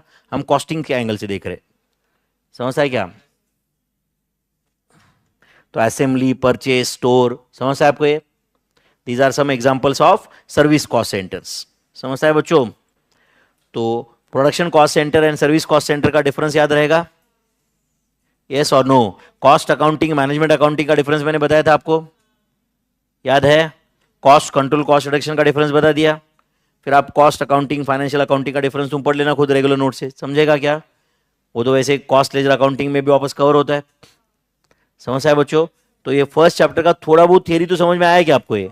बट इट्स नॉट कि सब कुछ हो गया भाई, बट मेन पार्ट मैंने सब बता दिया आपको. आप समझ रहे हो क्या बच्चों? चलो, इनफैक्ट ये जो मेन पॉइंट्स है इसमें से भी आप कितना याद आ रहा था, आप खुद आंसर दे दो अपने आप को. बराबर है? ओके, तो अब हम स्टार्ट करेंगे बेसिक थ्योरी ऑफ मटेरियल्स. उसके बाद में हम एग्जांपल्स चाहे तो कल सॉल्व करेंगे इसके, चलेगा? एक मटेरियल का एटलीस्ट परचेज प्रोसीजर क्या होता है उतना अपन सीख लेते हैं, चलेगा क्या? मटेरियल्स. ओके, अब मुझे बताओ मटेरियल्स में, ध्यान है ना बच्चों सबका? मुझे बताओ मटेरियल कॉस्ट जो होता है, can I say it is one of the very important part of total cost. It is a significant element of total cost. Material cost is a significant element of total cost. लिखो पहला sentence, material cost is, material cost is significant element of, significant element of बोलो total cost. Can I say generally highest in manufacturing organisation? Generally बोलो highest in. अरे manufacturing organisation के total cost में सबसे बड़ा cost कौन सा होगा? मटेरियल कॉस्ट होगा कि नहीं? सर्विस सेक्टर ऑर्गेनाइजेशन में हाईएस्ट एलिमेंट कौन सा होता है? लेबर, एम्प्लॉय कॉस्ट सबसे ज्यादा होता है किसमें? सर्विस सेक्टर में. समझता है क्या? बट मैन्युफैक्चरिंग सेक्टर में सबसे बड़ा एलिमेंट कौन सा होता है? Material cost, generally highest in the manufacturing organisation. समझता है क्या आपको ये? Therefore proper care and control, proper बोलो, care and control is required, proper care and control is required in, तीन चीजों में प्रॉपर केयर एंड कंट्रोल चाहिए। वो तीन चीजें हैं बच्चों, ध्यान है सबका इधर, वो तीन चीजें हैं परचेस ऑफ रॉ मटेरियल, क्या बोलो, परचेस ऑफ रॉ मटेरियल के लिए फिर अपने पास पूरा परचेस प्रोसीजर है, फिर उसके बाद में storage of raw material, storage of बोलो, तो स्टोरेज के लिए हमने कहां स्टोर करना चाहिए, बराबर है कि नहीं, फिर उसका प्रॉपर अकाउंटिंग करते हैं हम लोग। समझ है आपको ये? हम कभी कभी उसको रॉ मटेरियल को डिवाइड करते हैं तीन कैटेगरी में, एबीसी एनालिसिस, एचएमएल एनालिसिस, याद है क्या आपको ये? देन वीईडी एनालिसिस, समझता है? एंड लास्ट होता है इशू ऑफ रॉ मटेरियल, क्या बोलो, issue, issue of raw material. Issue के भी अपने पास 5 मेथड है अपने सिलेबस में। कौन से मेथड्स है 5 बोलो? FIFO, LIFO, weighted average at the end, weighted average after every receipt, and simple average, जिसमें सिंपल एवरेज कोई काम का मेथड नहीं है, पूरा यूजलेस है, पर 4 मेथड तो अपने पास सिलेबस में है। उसमें से भी 3 सबसे इंपॉर्टेंट कौन से है? FIFO, LIFO and weighted average after every receipt, weighted average after every receipt. समझ है आपको ये? तो 5 मेथड से अपने पास स्टोर लेजर बनाने के। चलो ये समझा कि आपको ये? चलो बोलो, पहला सेंटेंस क्या था? Material cost is a significant element of total cost, generally highest in a manufacturing organisation, therefore proper care and control is required in purchase of raw material, storage of raw material and issue of material, issue of raw material, proper care and control is required in purchase, storage and issue. तो purchase of raw material में बच्चों 2 purchase के method रखते हैं, कौन से? Centralise purchase procedure and decentralise purchase procedure. Decentralise मतलब क्या? हर डिपार्टमेंट अपना अपना परचेस खुद डायरेक्ट मार्केट में जाके बाय करे। बट बताओ बच्चों, इसमें तो आप बेनिफिट ऑफ डिस्काउंट चला जा रहा है, बराबर है ना? अपने पूरे कंपनी का requirement at a time buy किया तो कभी भी बेटर रहेगा कि नहीं? यस और नो? सिंपल है मेरे भाई। लेट से ये टाइप का, लेट से ये पेन है, समझो ये स्टाइलस है, समझो मैंने बाय किया अलग से, अमित सर ने अलग से बाय किया, प्रशांत सर ने अलग से बाय किया, तो आप मुझे बताओ इसके बदले में हम एट अ टाइम 10 पेन का ऑर्डर रखते तो एप्पल, ये बड़ा कंपनी भी कम से कम 2% तो डिस्काउंट दे ही देता है ना यार हमको। 10 एट अ टाइम बाय कर रहे, 10 आईपैड, 10 स्टाइलस, 10 पिन, सब कुछ बाय कर रहे, तो थोड़ा वो डिस्काउंट मिलने का चांस है कि नहीं हमें? तो आप बताओ, हम लोग सब डिसेंट्रलाइज वे में बाय करते तो किसी को डिस्काउंट नहीं मिलता, बट हम एट अ टाइम बाय करते तो definitely there were chances of discount और नॉट। तो सेंट्रलाइज परचेस प्रोसीजर में क्या होता है? एक ही परचेस डिपार्टमेंट ही डायरेक्ट सप्लायर को कांटेक्ट करके क्वांटिटी बाय करता है। इससे परचेस डिपार्टमेंट को और बेटर टाइम मिलेगा टू एनालाइज कि कौन से परचेसेस रिलायबल है, कौन से, समझता है कि आपको ये, कौन से सप्लायर्स रिलायबल है, किसका रॉ मटेरियल ज्यादा अच्छा है, किसका क्वालिटी अच्छा है, किसका रेपुटेशन अच्छा है। बार्गेनिंग करने के लिए भी वो स्पेशलाइज रहेंगे कि नहीं? नेगोशिएशन करने के लिए भी वो स्पेशलाइज रहेंगे कि नहीं? तो हम सेंट्रलाइज परचेस प्रोसीजर क्या होता है वो देखते हैं। उसके नीचे लिखो आप सेंट्रलाइज परचेस प्रोसीजर, क्या लिख रहे हो? Centralise purchase procedure.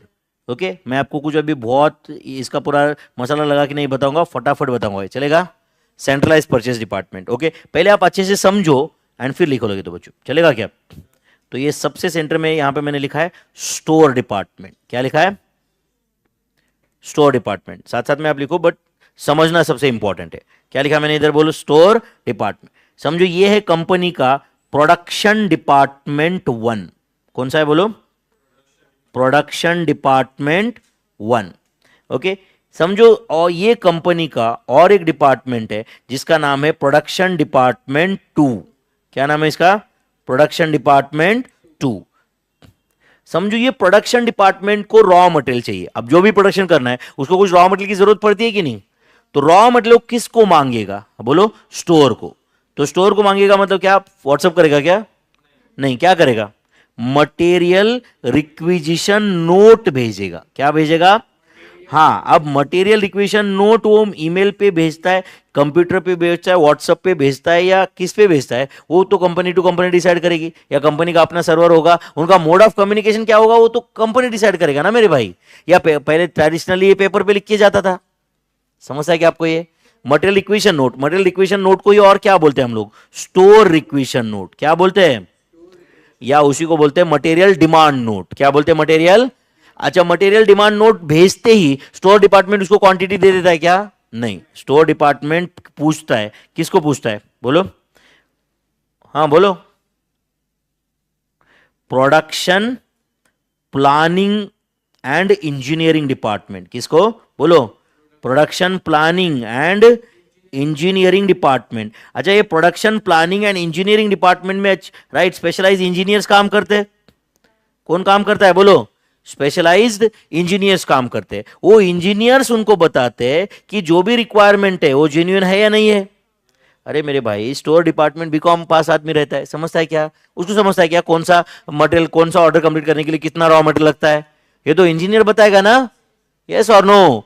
तो ये production planning and engineering department जो है वो स्टोर डिपार्टमेंट को एक डॉक्यूमेंट भेजता है, उसका नाम होता है बिल ऑफ मटेरियल, क्या होता है, एंड बिल ऑफ मटेरियल में क्या होता है, standard requirement of raw material, क्या होता है इसमें, standard requirement of raw material. चलो उसके सामने मैं ऐसे लिख रहा हूं, स्टैंडर्ड रिक्वायरमेंट, क्या लिख रहा हूं बोलो, स्टैंडर्ड रिक्वायरमेंट। तो बिल ऑफ मटेरियल में क्या होता है, standard requirement of raw material. समझ में आ रहा है बच्चों ये, ओके। अच्छा बताओ, बिल ऑफ मटेरियल तो भेज दिया उसने, अब स्टोर डिपार्टमेंट को कंफर्म हो गया कि भाई प्रोडक्शन डिपार्टमेंट का रिक्वायरमेंट जेन्युइन है, तो he can issue the quantity और नॉट, बट उसको क्वांटिटी उसके पास आने के लिए परचेज डिपार्टमेंट को उसको बोलना पड़ेगा ना कि भाई इतना बाय करो, तो वो एडवांस में ही परचेज डिपार्टमेंट को, राइट, क्या ये समझो सेंट्रलाइज परचेज डिपार्टमेंट है, कौन सा डिपार्टमेंट बोलो, सेंट्रलाइज परचेस डिपार्टमेंट। तो सेंट्रलाइज परचेस डिपार्टमेंट को क्या भेज के रख सकता है बोलो, परचेस रिक्विजिशन नोट, क्या भेजता है बोलो, नो डाउट ये प्रोडक्शन प्लानिंग पूरा एडवांस में होता है, तो ऑब्वियसली प्रोडक्शन चालू तो बाद में होता है, समझता है क्या, तो प्लानिंग के वक्त he can send purchase requisition note और नॉट।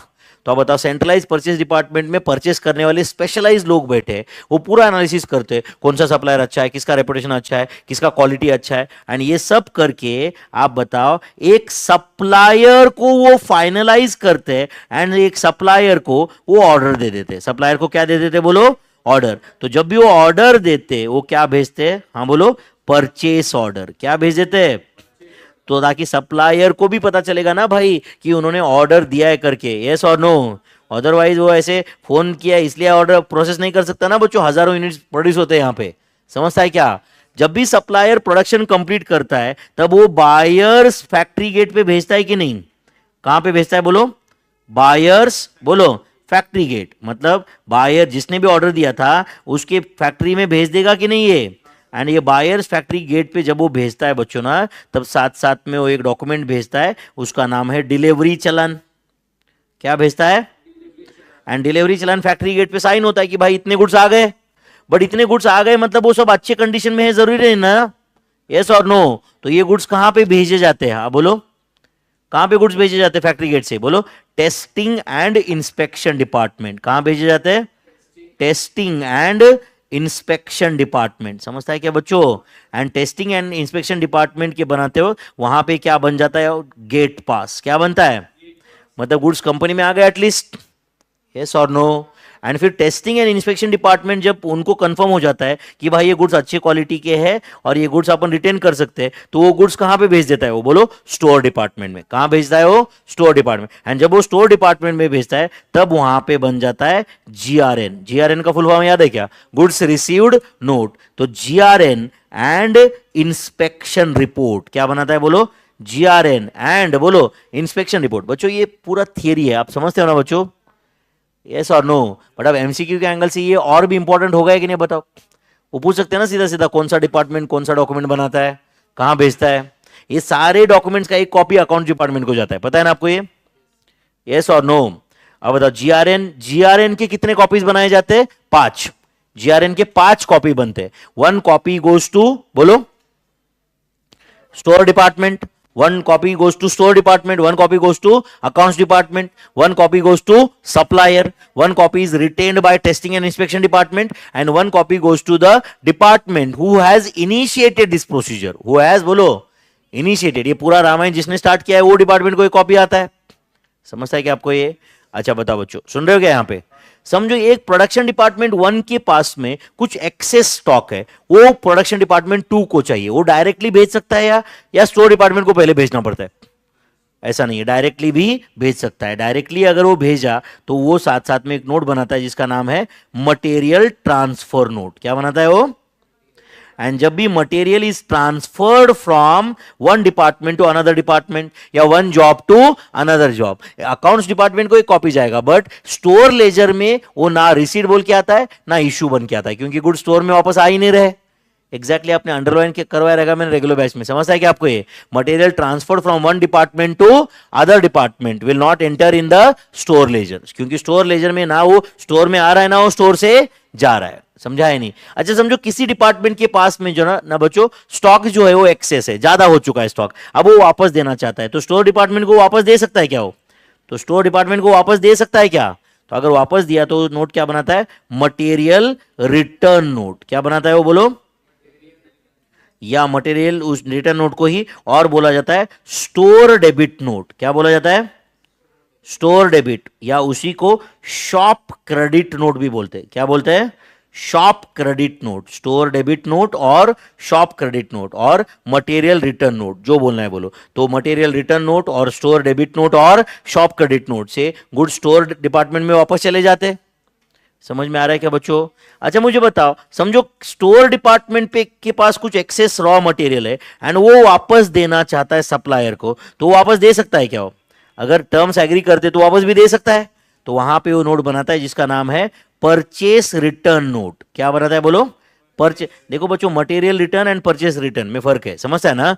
मटेरियल रिटर्न मतलब तुम्हारे प्रोडक्शन डिपार्टमेंट ने स्टोर को वापस किया है, प्रोडक्शन डिपार्टमेंट ने स्टोर को वापस किया है, जबकि परचेस रिटर्न मतलब क्या? तुमने डायरेक्ट सप्लायर को ही रिटर्न किया है। तुमने डायरेक्ट किसको वापस किया है?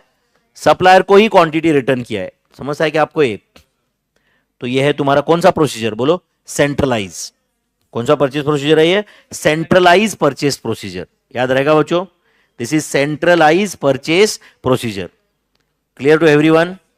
Centralise purchase procedure and versus. आप बताओ, इतना रामायण में अगर डिसेंट्रलाइज परचेस प्रोसीजर होता तो इतना होता क्या? नहीं। हर डिपार्टमेंट डायरेक्ट सप्लायर को कांटेक्ट करेगा, वहां से रॉ मटेरियल बाय करेगा। समझता है कि आपको ये? बट उसमें फ्रॉड के चांसेस ज्यादा है, ऊपर से तुम्हारे पास डिस्काउंट का बेनिफिट चला जा रहा है, economies of scale are not available, एक ही काम बार बार हो रहा है, ट्रांसपोर्टेशन कॉस्ट भी ज्यादा लग सकता है। यस और नो? तो वो कौन सा है? डिसेंट्रलाइज। हमने जो अभी पढ़ा वो कौन सा है? सेंट्रलाइज। तो सेंट्रलाइज एंड डिसेंट्रलाइज में परचेस प्रोसीजर में डिफरेंस है क्या? कुछ है, तो वो डिफरेंस क्या है वो भी देखेंगे। अभी जो हमने सीखा ये याद रहेगा क्या बच्चों? ये कौन सा प्रोसीजर है? Centralise purchase procedure. ये कौन सा प्रोसीजर है? Centralise purchase procedure. याद रहने का चांस है क्या? This is centralise purchase procedure my friends. Okay, and अभी यहां पे मैं लिखता हूं डिसेंट्रलाइज एंड सेंट्रलाइज। ठीक है, परचेस प्रोसेस, यहां पे परचेस प्रोसेस का डिफरेंस। कुछ 2-4 पॉइंट याद आते तो बताओ आप मुझे। Decentralise and centralise purchase procedure का difference. Decentralise versus centralise purchase process का डिफरेंस। यस, चलो बोलो मेरे भाई। Decentralise purchase process, centralise purchase process. Okay, decentralise purchase process में first point, can I say economies of scale are not available. Economies of scale मतलब benefits of bulk buying available है या not available? क्यों? वो parts में bye करता है and यहां पे economies of scale are available. Yes और no? Economies of scale are available. यहां पे मैं ऐसे बोल सकता हूं कि अभी यहां पे पीस मिल बाइंग होता है, पार्ट्स में बाइंग होता है। Do you agree? एंड यहां पे बल्क बाइंग हो सकता है सेंट्रलाइज में, एट ए टाइम बड़ा क्वांटिटी बाय कर सकते हैं ना मेरे भाई। यस और नो? एंड इसकी वजह से ऑब्वियसली डिस्काउंट यहां पे नहीं आएगा, इधर डिस्काउंट पिक्चर में आ सकता है। यस और नो? अच्छा बताओ, डिसेंट्रलाइज में can I say there is lot of duplication of work, मतलब एक ही काम अननेसेसरी बार बार होता है। देयर इज लॉट ऑफ, बोलो, अरे आपको रॉ मटेरियल पी बाय करना है, तो तुम्हारे चार डिपार्टमेंट अलग अलग रॉ मटेरियल पी बाय कर रहे हैं, वो भी अलग अलग सप्लायर से बाय कर रहे हैं, पॉसिबल है कि नहीं? तो there is lot of duplication of work, and can I say here duplication of work is avoided, duplication of work is avoided, duplication of work is avoided. Next बोलो। Centralise में can I say there is no standardise procedure, no standardise बोलो procedure, and comma no uniformity in procedure, no uniformity in procedure, and can I say यहां पे there is बोलो uniformity and standardisation, there is uniformity and बोलो standardization in purchase procedure, uniformity है, standardisation है purchase procedure में। Decentralise में there is a greater flexibility, there is a greater बोलो flexibility and motivation to divisional managers. क्यों flexibility है बच्चों? मतलब वो इजीली चेंज हो सकता है प्रोसीजर।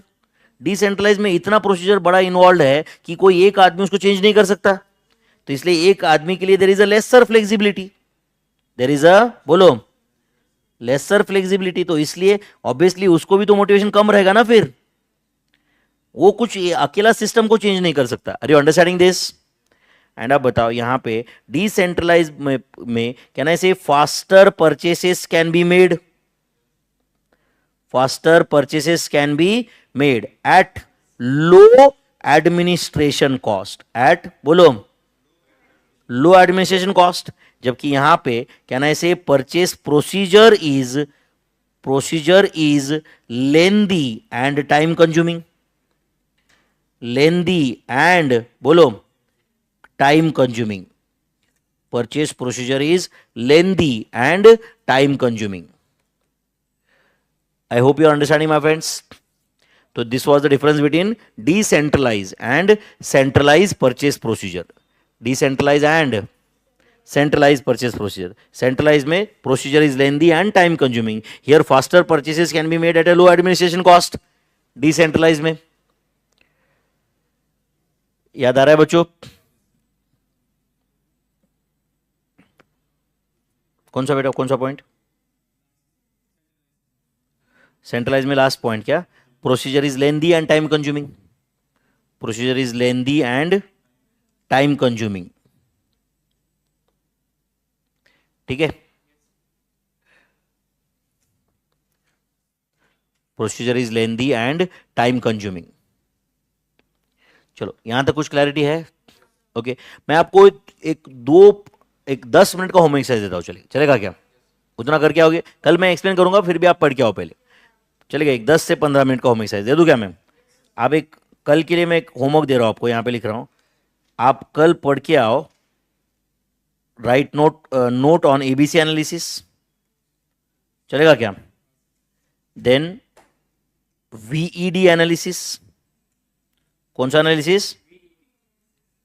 एंड एचएमएल एनालिसिस, कौन सा? पहले मैं कल शुरुआत में ये पढ़ाऊंगा आपको थियरी, एंड उसके बाद में will solve some practical questions tomorrow, चलेगा क्या? ऑन मटेरियल्स, समझ रहा है? एंड देखो बच्चों ये बैच में मैं आपको डायरेक्ट एकदम सेंटर की बात कर रहा हूं, कोई घुमा फिरा के नहीं, कोई मिर्च नहीं, मसाला नहीं, समझता है क्या? डायरेक्ट जो काम की बात है वही सिखा रहा हूं मैं आपको, समझ रहा है क्या? इतना सिखाने के लिए इसको इतना दुनिया भर का मसाला लगाते हैं हम रेगुलर बैच में, समझते हैं क्या? ठीक है चलो, shall we stop here for the day? चलो आज के लिए रुक जाते हैं, see you tomorrow my friends, bye bye.